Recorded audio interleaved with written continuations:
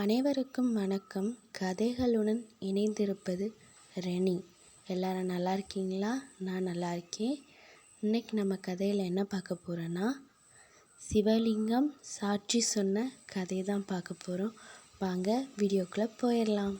அந்த காலத்தில் காவிரிப்பூ பட்டணத்தை சேர்ந்த வணிகன், அவன் பெயர் குப்தன், மதுரையை சேர்ந்த ஒரு பெண்ணை திருமணம் செய்து கொண்டு மதுரையிலேயே வாழ்ந்து வந்தான். காவிரிப்பூ பட்டணத்தில் வசித்து வந்த அவன் தங்கைக்கும் தங்கை கணவனுக்கும் தங்கள் மகள் ரத்னவல்லியை குப்தனுக்கு மணம் முடித்துவிட மனதுக்குள் ஆசை. எதிர்பாராமல் ஒரு நாள் குப்தனின் தங்கையும் அவள் கணவரும் இறந்து விட்டதாக காவிரிப்பூ பட்டணத்திலிருந்து தகவல் வர உடனே புறப்பட்டான் குப்தன். காவிரிப்பூ பட்டினம் சென்று தங்கையின் இறுதி சடங்கில் கலந்து கொண்டு விட்டு திரும்பிய போது தாய் தகப்பனை இழந்த நின்ற ரத்னவல்லியையும் அழைத்து கொண்டு மதுரைக்கு புறப்பட்டான். வரும் வழியில் திருப்புறபயம் என்ற இடத்தில் ஒரு புன்னை வனம், அதில் ஒரு வன்னிமரம், அருகில் ஒரு சிவலிங்கம், சற்று தள்ளி ஒரு கிணறு. கட்டுச்சோறை பிரித்து சாப்பிட்டு விட்டு அங்கேயே தங்கிவிட்டார்கள். காலையில் கண் விழித்து பார்த்தாள் ரத்னவல்லி. கதறி துடித்தாள். காரணம், அசைவற்று கிடந்தான் குப்தன். நள்ளிரவில் நல்ல பாம்பு வந்து கடித்திருக்கிறது. தற்செயலாக அந்த வழியாக வருகிறார் திருஞான சம்பந்தர். நடந்ததை அறிந்தார். அவர் ஈசனிடம் மண்டியிட்டு முறையிட்டு உயிரை திரும்பி எழும்ப செய்தார். குப்தனும் உயிருடன் எழுந்தான். சம்பந்தப்பட்ட விஷயங்கள் எல்லாவற்றையும் ரத்னவல்லியிடம் கேட்டு புரிந்து கொண்டாராம் சம்பந்தர். அப்புறம் சொன்னாராம், ஈசனுக்கு முன்பாகவே இந்த பெண்ணுக்கு தாலியை கட்டி இவளை உன் மனைவியாக கூட்டி செல் என்றார். மறு பேச்சு பேசாமல் மணம் செய்து கொண்டான் குப்தன். இந்த கல்யாணத்திற்கு சாட்சிகள் அங்கு இருந்த ஒரு வன்னிமரமும் கிணறும் சிவலிங்கமும் தான். இருவரும் மதுரைக்கு வந்து சேர்ந்தார்கள். கணவனோடு இன்னொரு பெண்ணை கண்ட கோபம் கொண்டாள் முதல் மனைவி. கொதித்து போனாள். ரத்னவல்லி நடந்த விஷயத்தை உள்ளபடி சொல்ல அதை கொஞ்சமும் நம்பவில்லையாம் முதல் மனைவி.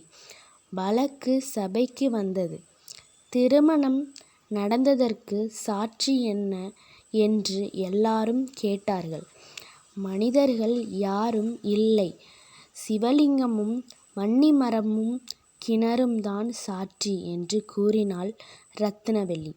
முதல் மனைவி கேலியாக கேட்டாளாம் ஒரு கேள்வி.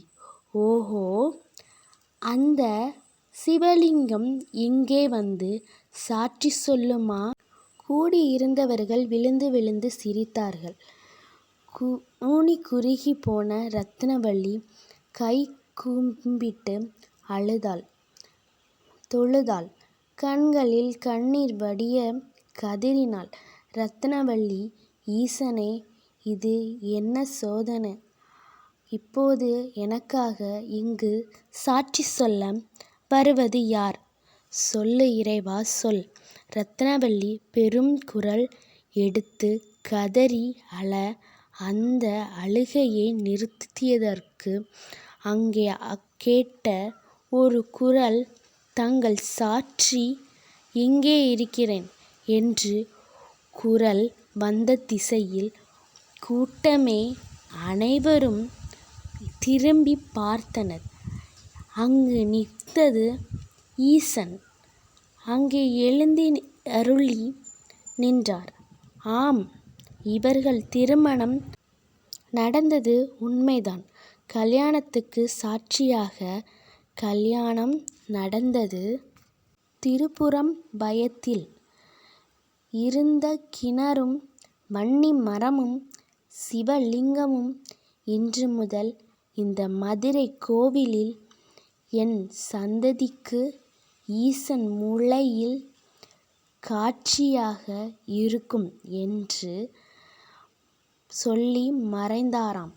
ஈசனை பார்த்தவர்கள் அனைவரும் பரவசப்பட்டு போனார்கள். இப்போது மதுரையில் சுவாமி சன்னதிக்கு வெளிப்பிரகாரத்தில் சிவன் சன்னதி முளையில் வன்னிமரமும் கிணறும் சிவலிங்கம் ஆகியவை இருக்கிறது. தேங்க்யூ ஃபார் வாட்சிங். இந்த கதை உங்களுக்கு பிடிச்சிருந்தனா மறக்காமல் நம்ம சேனலை சப்ஸ்கிரைப் பண்ணி வச்சுக்கோங்க. அப்படியே லைக் பண்ணி வச்சுக்கோங்க. தேங்க்யூ.